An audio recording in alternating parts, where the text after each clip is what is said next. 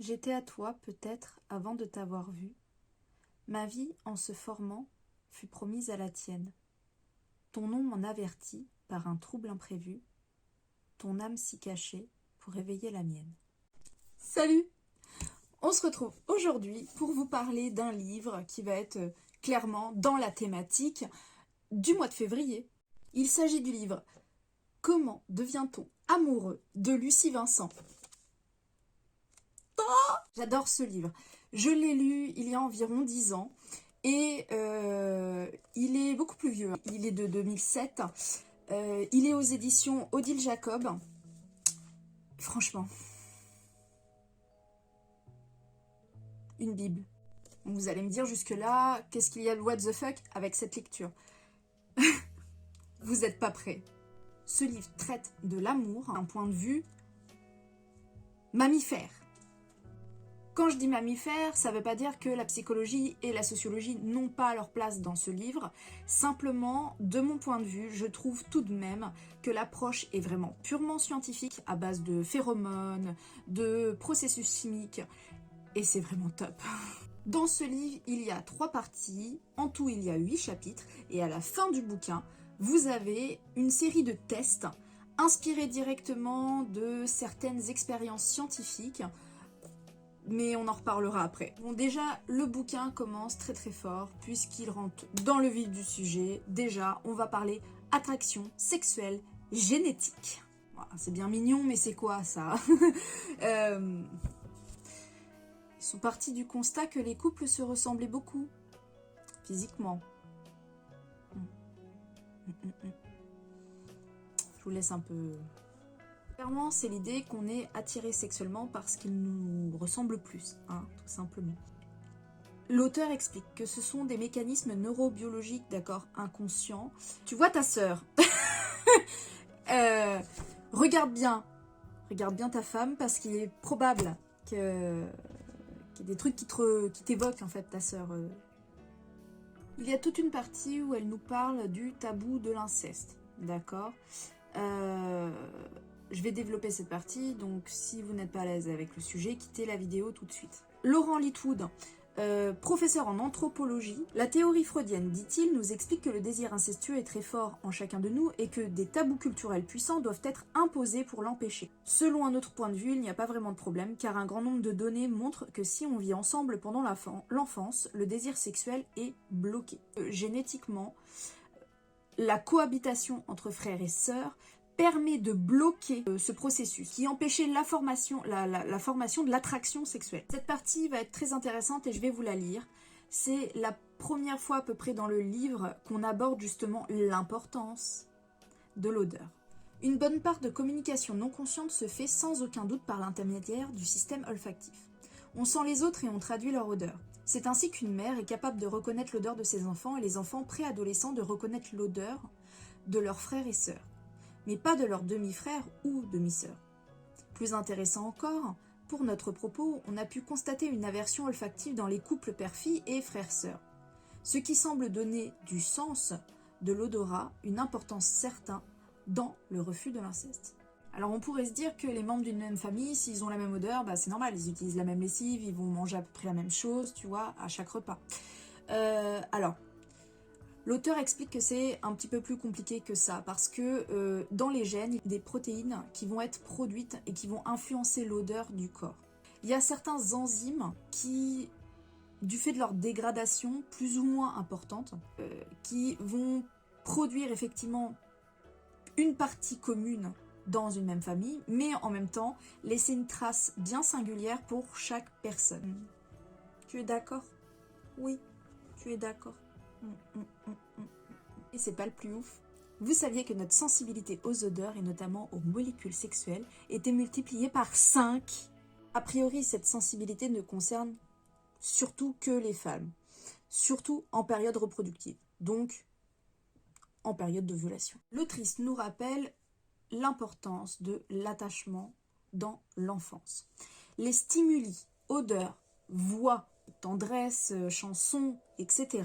Ça va conditionner la stimulation de l'actipotalamus hypophyse glande. Pendant cette période d'attachement, c'est l'axe hypothalamus-hypophyse, glande qui est stimulée, d'accord?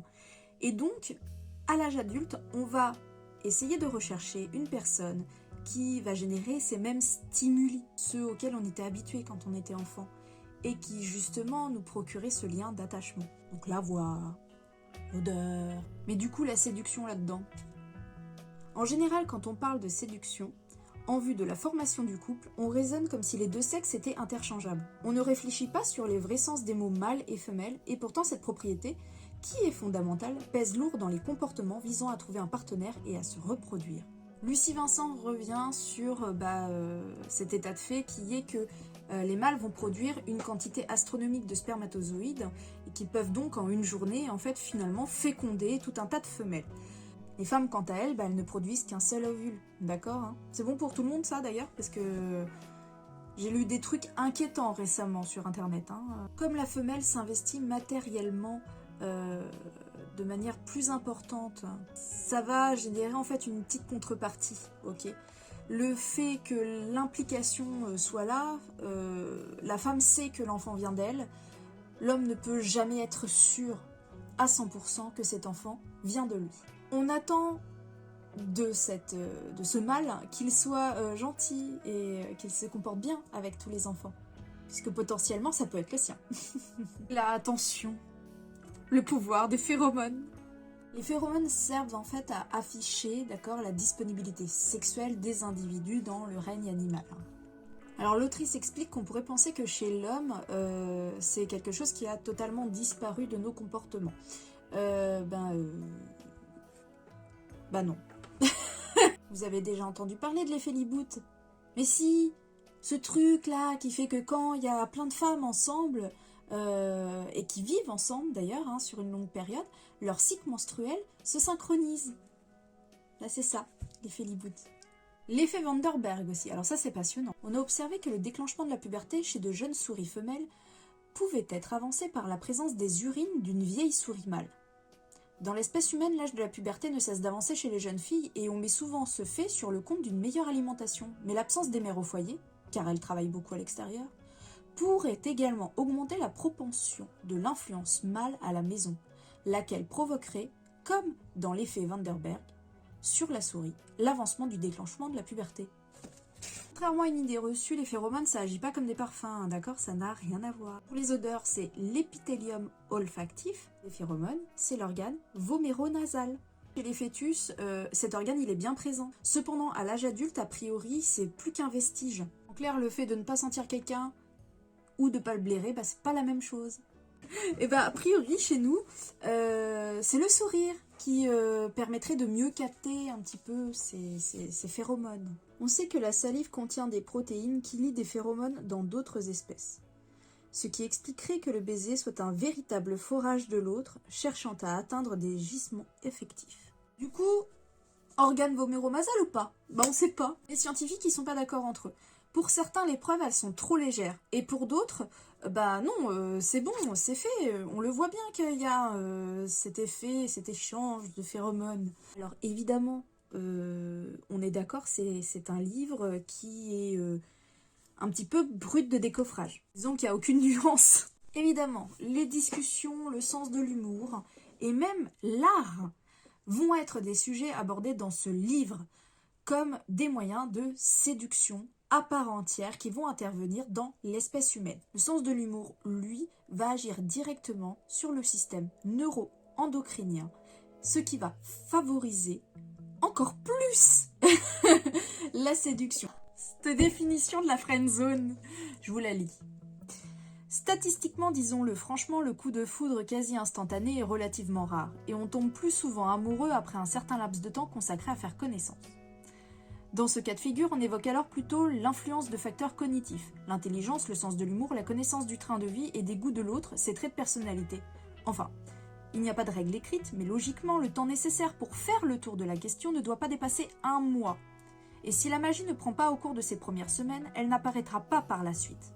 À la fin d'1 mois, notre cerveau est en effet en possession de toutes les informations nécessaires pour déclencher le processus. Il n'y en aura plus d'autres. Ah, cette violence! L'enfant aimé deviendra un amant amoureux. Cela donne beaucoup de poids à l'adage qui veut qu'on doit regarder les rapports entre un fils et sa mère avant de prendre ce fils comme époux, et vice-versa.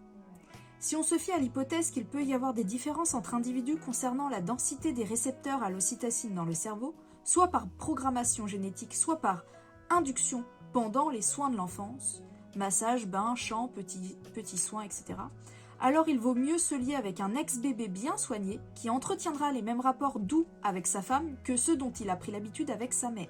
Non, c'est pas parce que vous avez vécu des traumatismes horribles dans votre enfance que vous n'êtes pas digne de quelqu'un.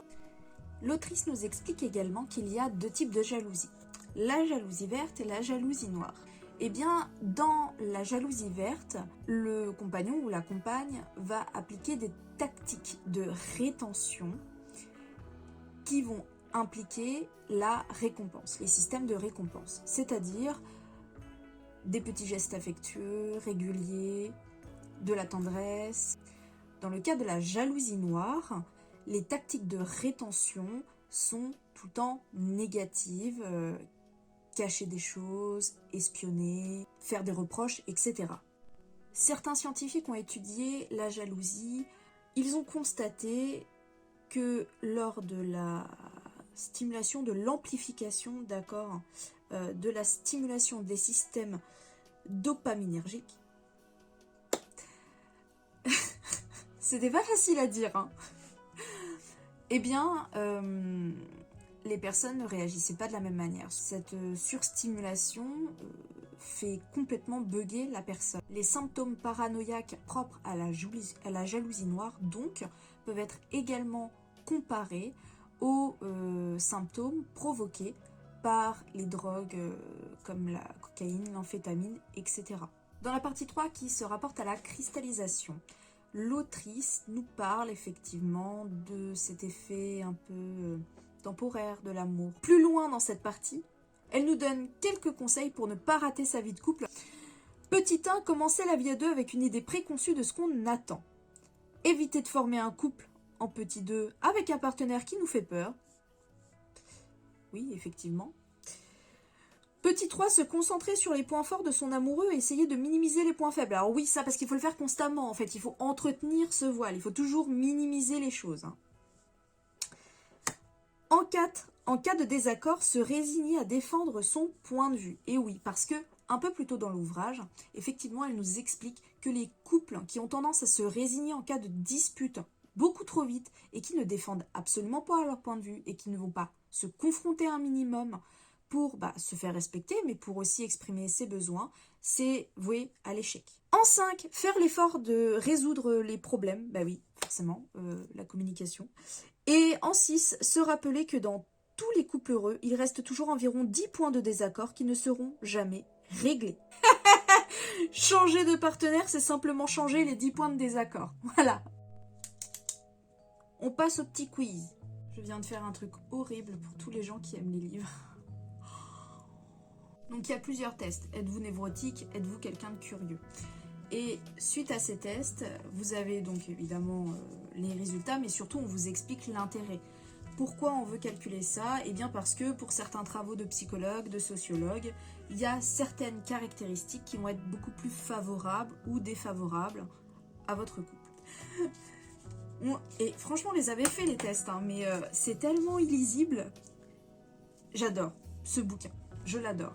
Par contre, c'est vrai qu'avec du recul, quand on le lit, je trouve qu'il y a certains passages qui sont très difficiles. Pas difficiles à lire, pas difficiles à comprendre, mais très difficiles et qui peuvent blesser, je pense, certaines personnes. Il y a certaines infos à prendre avec des pincettes et évidemment, et heureusement que l'auteur, des fois, relativise là-dessus. Elle prend l'être humain comme un mammifère qu'elle place là et elle l'observe et elle décortique son mode de séduction, de reproduction, d'accord, comme elle l'aurait fait avec n'importe quel animal. Donc ça peut surprendre à la lecture et franchement je le conseille. Likez, partagez, abonnez-vous et n'hésitez pas à commenter. Et merci beaucoup pour les personnes qui m'ont soutenue dans ce projet. Et Je vais essayer de produire des vidéos très régulières. D'ailleurs, j'ai prévu d'essayer de le faire tous les 15 jours.